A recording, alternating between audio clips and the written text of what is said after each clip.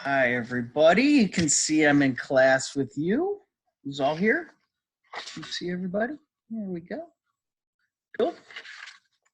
Glad you could join me.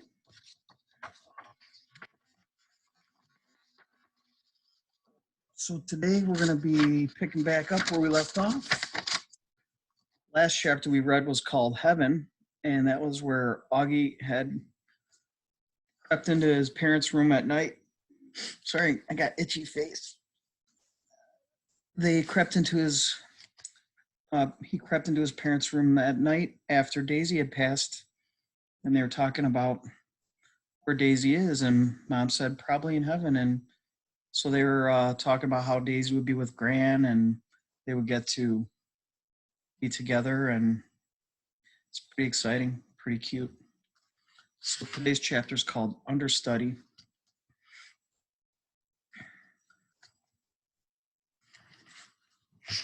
There's a good place for them to come out right here.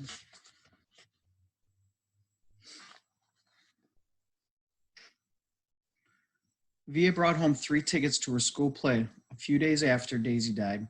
We never mentioned the fight we had over dinner again. On the night of the play, right before she and Justin were leaving to get to their school early, she gave me a big hug and told me she loved me and she was proud to be my sister. This was my first time in Via's new school. It was much bigger than her old school and 1,000 times bigger than my school. More hallways, more room for people. The only really bad thing about my bionic Lobot hearing aids was the fact that I couldn't wear a baseball cap anymore.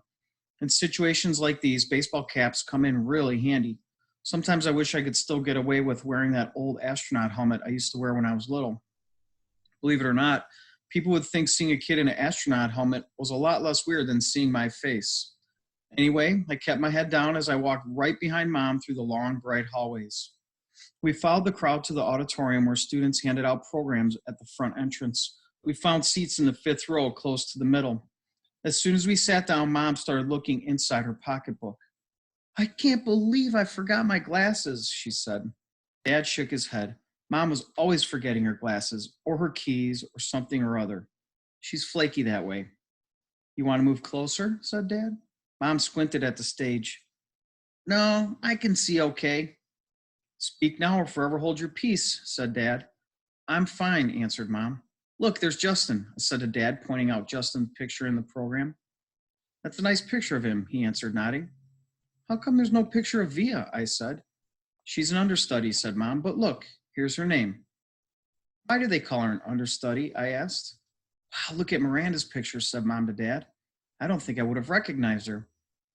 Why do they call it an understudy? I repeated.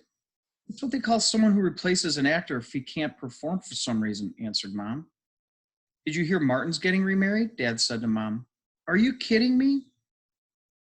Mom answered like she was surprised. Who's Martin? I asked. Miranda's father, Mom answered, and then to Dad. Who told you? I ran into Miranda's mother in the subway. She's not happy about it. He has a new baby on the way and everything. Wow, said Mom, shaking her head. What are you guys talking about? I said. Nothing, answered Dad. Why do they call it an understudy? I said. I don't know, Augie Doggy, Dad answered. Maybe because the actors kind of study under the main actors or something. I really don't know. I was going to say something else, but then the lights went down. The audience got very quiet very quickly. Daddy, can you please not call me Augie Doggy anymore? I whispered in Dad's ear. Dad smiled and nodded and gave me a thumbs up. The play started. The curtain opened.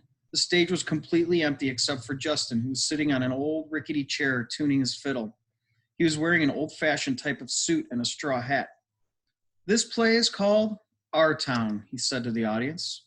It was written by Thornton Wilder, produced and directed by Philip Davenport. The name of the town is Grover's Corners, New Hampshire, just across the Massachusetts line. Latitude 42 degrees, 40 minutes. Longitude 70 degrees, 37 minutes. The first act shows a day in our town. The day is May 7th, 1901. The time is just before dawn. I knew right then and there that I was going to like the play. It wasn't like the other school plays I'd been to, like The Wizard of Oz or Cloudy with a Chance of Meatballs. No, this was grown-up seeming, and I felt smart sitting there watching it. A little later in the play, a character named Mrs. Webb calls out for her daughter Emily. I knew from the program that that was the part Miranda was playing, so I leaned forward to get a better look at her. That's Miranda, Mom whispered to me, squinting at the stage when Emily walked out. She looks so different. It's not Miranda, I whispered. It's Via. Oh my gosh, said Mom, lurching forward in her seat. Shh, said Dad. It's Via, Mom whispered to him. I know, whispered Dad. Shh. The ending. The play was so amazing. I don't want to give away the ending, but it's the kind of ending that makes people in the audience teary. Mom totally lost it when Via, as Emily said, goodbye, goodbye, world, goodbye, Grover's Corners, Mama and Papa, goodbye to clocks ticking and Mama's sunflowers, and food and coffee, and new iron dresses and hot baths, and sleeping and waking up. Oh, Earth, you too. Wonderful for anybody to realize you. Via was actually crying while she was saying this, like real tears. I could see them rolling down her cheeks. It was totally awesome. After the curtain closed, everyone in the audience started clapping. Then the actors came out one by one. Via and Justin were the last ones out, and when they appeared, the whole audience rose to their feet. Bravo! I heard Dad yelling through his hands. Why is everyone getting up? I said. It's a standing ovation, said Mom, getting up. So I got up and clapped and clapped. I clapped until my hands hurt. For a second, I imagined how cool it would be to be Via and Justin right then, having all these people standing up and cheering for them. I think there should be a rule that everyone in the world should get a standing ovation at least once in their lives. Finally, after I don't know how many minutes, the line of actors on stage stepped back and the curtain closed in front of them.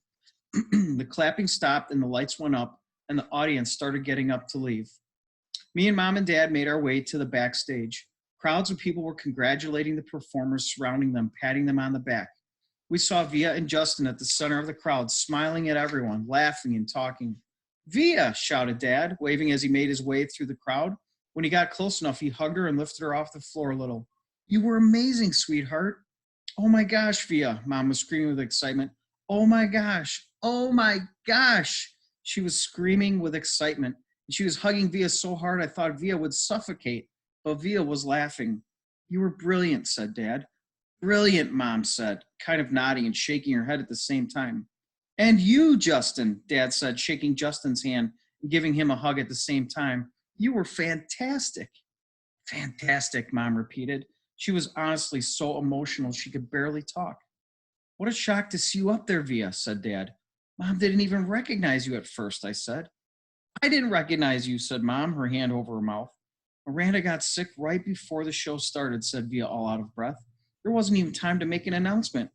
I have to say, she looked kind of strange because she was wearing all this makeup, and I'd never seen her like this before. And you just stepped in there right at the last minute, said Dad. Wow. She was amazing, wasn't she? Said Justin, his arm around Via. There wasn't a dry eye in the house, said Dad. Is Miranda okay? I said. No one heard me. At that moment, a man who I think was our teacher came over to Justin and Via, clapping his hands. Bravo, bravo. Bravo, bravo, Olivia and Justin. He kissed Via on both cheeks. I flubbed a couple of lines, said Via, shaking her head. But you got through it, said the man, smiling ear to ear. Mr. Davenport, these are my parents, said Via. You must be so proud of your girl, he said, shaking their hands with both hands. We are. And this is my little brother, August, said Via. He looked like he was about to say something, but suddenly froze when he saw me.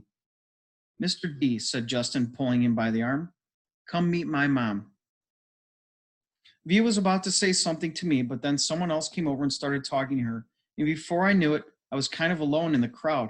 I mean, I knew where Mom and Dad were, but there were so many people all around us, and people kept bumping into me, spinning me around a bit, giving me that 1-2 look, which made me feel kind of bad. I don't know if it was because I was feeling hot or something, but I kind of started getting dizzy. People's faces were blurring in my head, and their voices were so loud it was almost hurting my ears. I tried to turn down the volume on my low-body ears, but I got confused and turned them louder at first, which kind of shocked me. And then I looked up and I didn't see Mom or Dad or Via anywhere.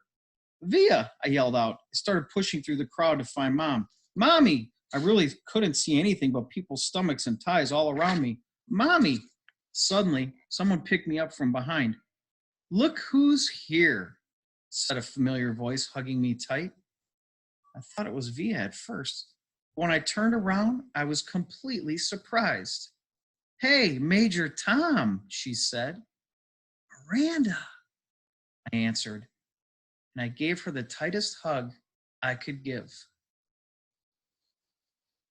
And that's the end of the chapter. Get ready for part 7 in the next video, which is called Miranda.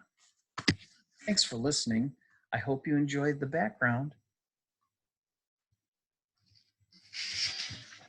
Everybody? Okay, well, I'll see you in a little bit.